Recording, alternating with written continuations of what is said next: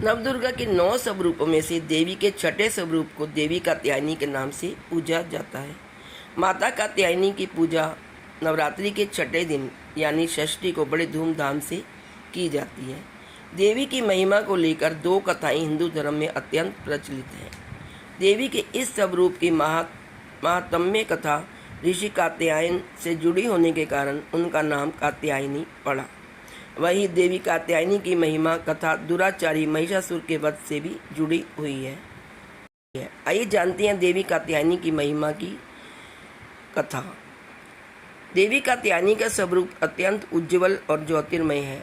इस स्वरूप में देवी की 4 भुजाएं हैं। इनमें से दाएं तरफ की ऊपर वाली भुजा अभय मुद्रा में है और नीचे वाली भुजा वर मुद्रा में। वहीं बाएं तरफ की नीचे वाली भुजा में तलवार और ऊपर वाली भुजा में कमल का पुष्प सुसज्जित है।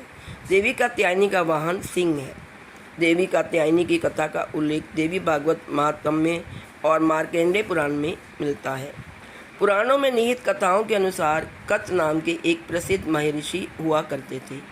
उनके पुत्र का नाम ऋषि कात्य था।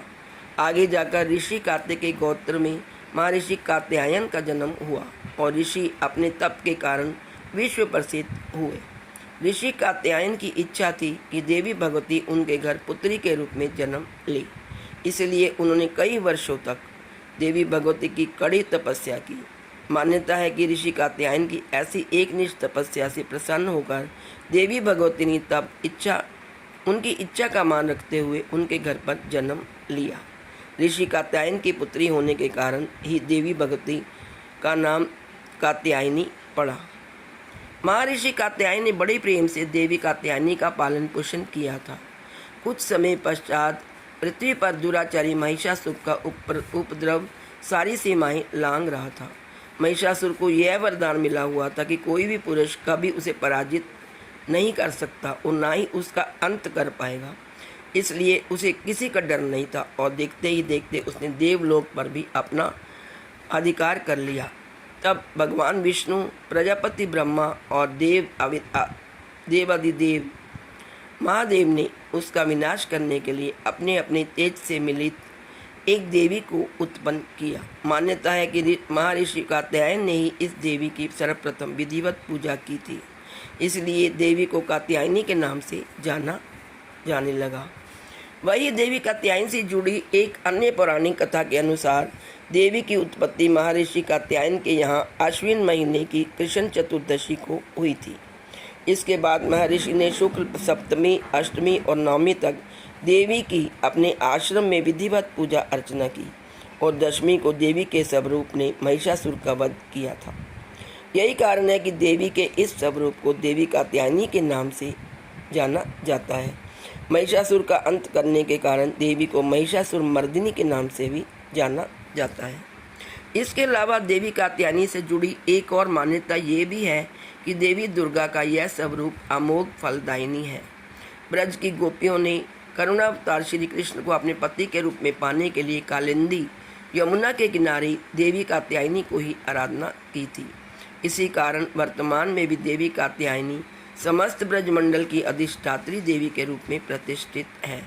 स्कंद पुराण के में देवी कात्यायनी के बारे में यह भी उल्लेख मिलता है कि उनकी उत्पत्ति परमेश्वर के सांसारिक क्रोध से हुई थी।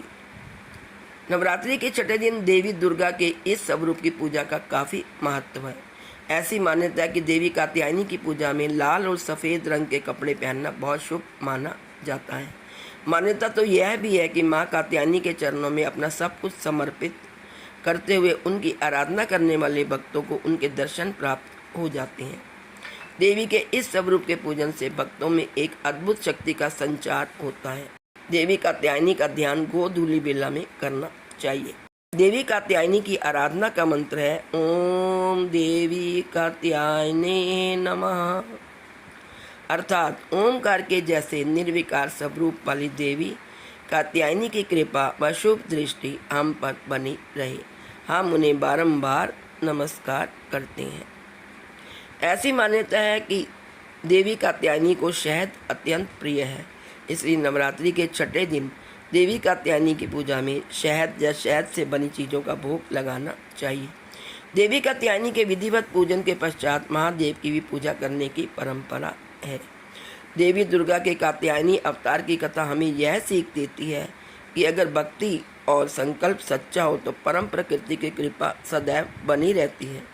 जिस प्रकार महर्षि कात्यायन के एक निष्ठ तपस्या से प्रसन्न होकर देवी दुर्गा ने उनकी इच्छा और तपस्या का मान रखा, ठीक उसी प्रकार मनुष्य को भी अपनी भक्ति, निष्ठा और संकल्प के पथ पर अविचल रहना चाहिए।